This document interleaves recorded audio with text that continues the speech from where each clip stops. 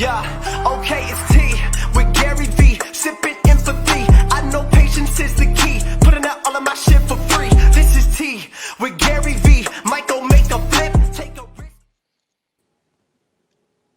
Hi. Hi, Marianne. I met you in 2009, and I apologize because it took me way too long to listen to you. Well, listen, I'm glad you're here. Thank you. So I've been going through jab, jab, jab, right hook on the southpaw. So I guess for me, it's really a left hook. And I understand on page 13, you talk about that magic blueprint that everybody wants to know when it's time for the right hook. And I understand that that doesn't exist. So my question is, what are the indicators that you look for of knowing when it's time to throw that hook? It's less about the indicators from the audience. It's more about the indicators in my real life. Like when Empathy Wines was done being made and it was time to sell, it was time to throw the right hook and announce it. You know, when wine text was invented, then went 3 months and I felt it was perfected, then it was the time to right hook. So it's less about you feel like your audience is there. It's more about the necessity to throw the right hook. Mm-hmm. There's never a bad time to throw a right hook. I have a preference that the longer you can build trust, that your hook will land more likely, because most people, and you know this, are throwing right hooks from day one. Yeah. But I would say that the indicator to when is more predicated on the business, whether it's a financial need. I mean, there's some people that need to throw right hooks right now that didn't want to, yeah. but their business is struggling in a COVID world. And so I think that, I think the right hook is predicated more on your business truth, your need for dollars. The longer you don't need dollars, just like that young woman a couple of questions ago, if you don't have to monetize your audience, don't. Mm. You know, if I lost all my businesses, you know, maybe Tea with GaryVee would just be a subscription business because I'd need to feed my family. Mm. Wow. I prefer not to throw the right hook.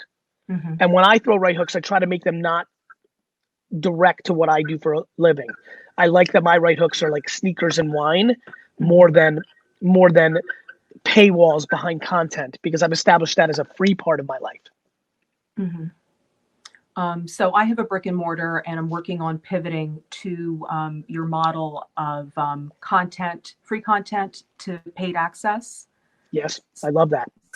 So do me a favor, Marianne, when you go to that, make sure when you're in your free world that you're really doing free. The biggest vulnerability to my concept of put out a ton of free content and then have a paid product is that the free content is horseshit. It's actually just manipulation to the paid product. I see it every day. 90% of the people that try to execute that model suck at it because they're not giving their all in the free.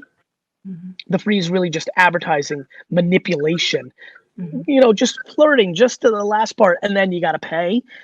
What I think it really requires, it's kind of how I think about nonprofit. I don't start businesses that have like if you buy empathy, we donate $5 to, you know, I don't like mixing. I like doing my thing and then quietly behind the scenes doing the right thing in my give back.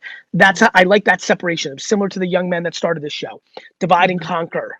You know, when people blend stuff, they tend to get caught. So, you know, if you're a strategy goddess, which I love, you know, do me a favor, really give everybody your best. Know this, the information's a commodity. There's nothing I don't say publicly that I say to my clients.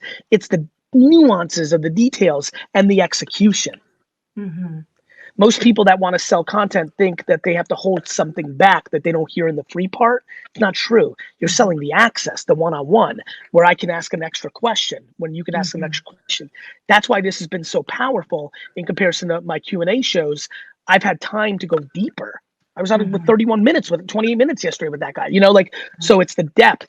What that should liberate you to give better information for free, because you know you're selling access and nuances, not information.